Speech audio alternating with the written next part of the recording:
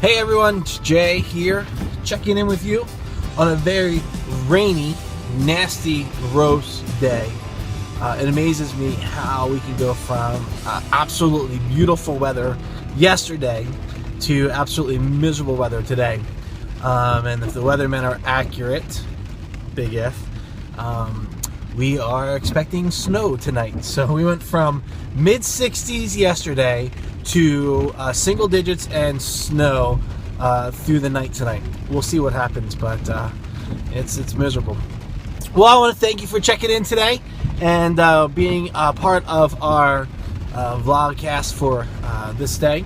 And today's a good day, despite the weather, because tonight is going to be a fun night for my wife and I. My wife Amy celebrated her 40+1 birthday, and yes, I just said it on YouTube for all the world to hear. 40+1. She tells me she's okay with it, yet she gives me a hard time when I talk about it. I don't know.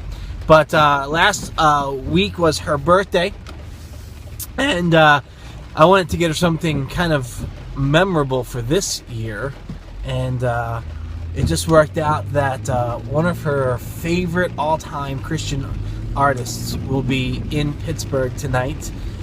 Stephen Curtis Chapman is coming to a local church to do a concert, and I was able to get tickets for that. And so on her birthday, she opened up a gift of the concert, as well as the meet and greet, which I know is not something that she always gets excited about.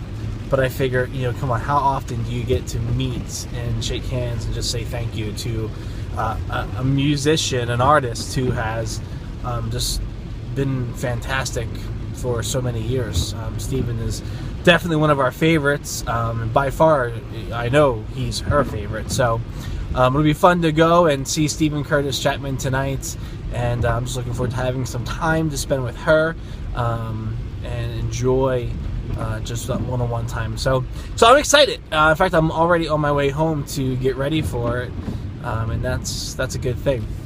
But I also want to make sure that we cover today's letter in our mini-series S.H.A.P.E. Discovering Ministry, and today's letter is A, ability. And I just want to talk real briefly about ability, because I don't think it's that complicated to understand.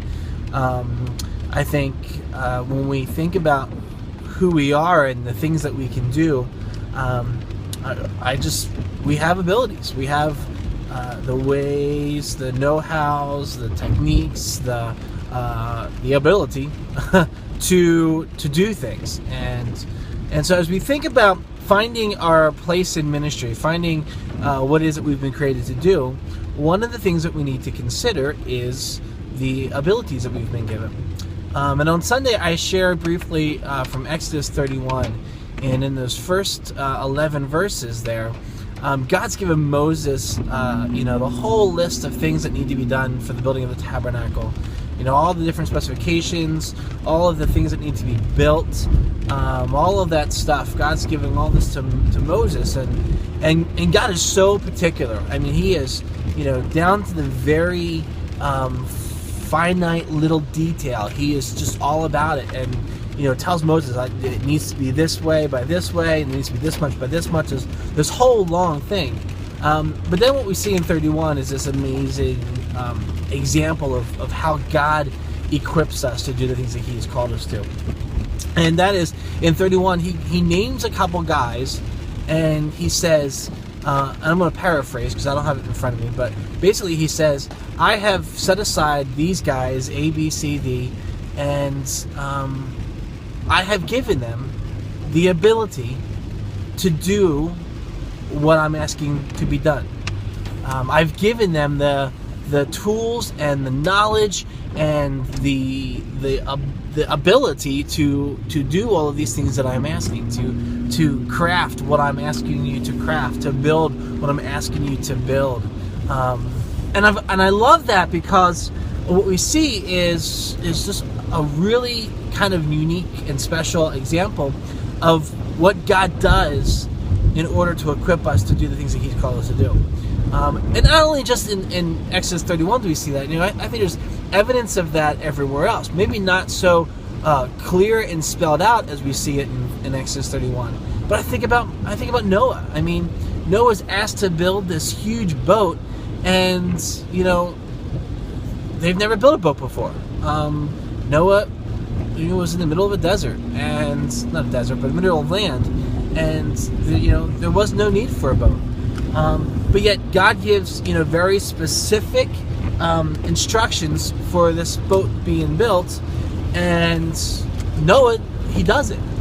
And so I have to believe that God does something supernaturally within Noah to give him the ability to build this boat, because he does it with just he and his three sons.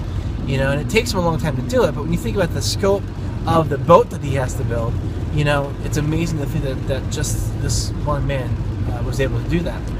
And so I believe that God just equipped him with the abilities necessary to do that.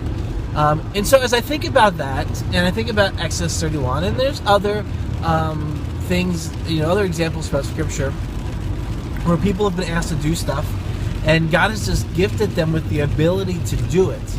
I think the same can be said of us today as we think about ministry in the church and what we've been created to do. God has given us those particular abilities. And some of the abilities might be things that we've learned over the years. Some of them might be natural gifts and talents that we just have that kind of unique gifting to do.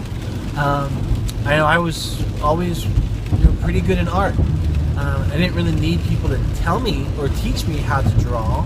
I mean, you learn techniques and you learn different styles of drawing and of sketching and of painting and all that stuff. Those things that you learn. But I pretty much just picked up a pencil and paper and just started drawing. And I think that's an example of those unique gifts and abilities that God gives. So whether you've learned it or whether it's something that just comes naturally to you, you have God-given abilities that will help you accomplish the things that you've been called to do. So I want to encourage you today, as you're continuing to work through this mini-series with us, is to begin an ongoing list of some of the abilities that you have.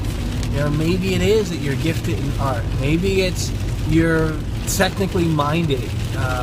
Maybe it's the gift of music.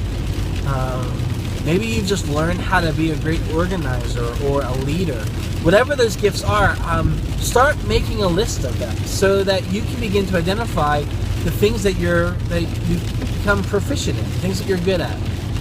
And then just like your list yesterday for the things that you're passionate about, begin cross-referencing the two lists and see if any of the passions that you have kind of line up or pair well with some of the abilities that you have. And then go back to our conversation earlier this week when we talked about discovering your spiritual gifts. And now look at that list and begin seeing, are you starting to see a little bit of a threading together of spiritual gifts with passion and ability? Are they beginning to come together and shape up something for you? That's the nice thing about this S.H.A.P.E tool, is that it does that. You can see these things in front of you and you begin to connect all the different dots, and you'll see what you've been created for. So that's about it for today. Again, it's another piece of discussion that leaves you with some homework, but if you do it and take that time to take it seriously, it's going to help you get a better grip of what it is that you've been called to do as a believer. So if you've liked the video, would you go ahead and give it a thumbs up for me? That would be fantastic. Share it with a friend if you like. Just pass it around. Of course, as always, take a few minutes to visit the website, www.jhiam.com. There's more resources and things that I am adding to that every single day. So you want to make sure you're going there every day to see what's new and what's been changed and what fun things I've put up. And then, of course, connect with me on Facebook and Twitter. You can find me at both of those places. If you're really into the social media thing, you can also find me on LinkedIn. I'm on Instagram. I'm on a lot of stuff. It's really ridiculous how many things I've got connected to. But go ahead and look me up. I'd love to interact and engage with you there. And then one last thing, just before I finish up, I don't know if you have visited the website or not, but I've started a new blog. I started it last year in the fall, called thegoodhusbandblog.com. And I've done a little bit of work with it and done some writing with it, and it's got some interest. It's got some visits, some traffic, but just recently it was selected by another website, a relationships website, as one of their top 10 choices for websites geared and prepared for men. So that's kind of a neat little honor, and I'm real thankful for that. So I want to just encourage you, husbands especially, go ahead over and check out the Good Husband blog. And I try to post something every Monday, Wednesday, and Friday on that. And so go ahead and take a look at that. And please comment, share your thoughts. I'd love to hear from you in that regard. So that's about it. You can find a link for all of those things below. And I hope you have a great day. And Stephen Curtis Chapman, if you're watching this, we'll see you tonight. All right, everybody. Talk to you later. Bye-bye.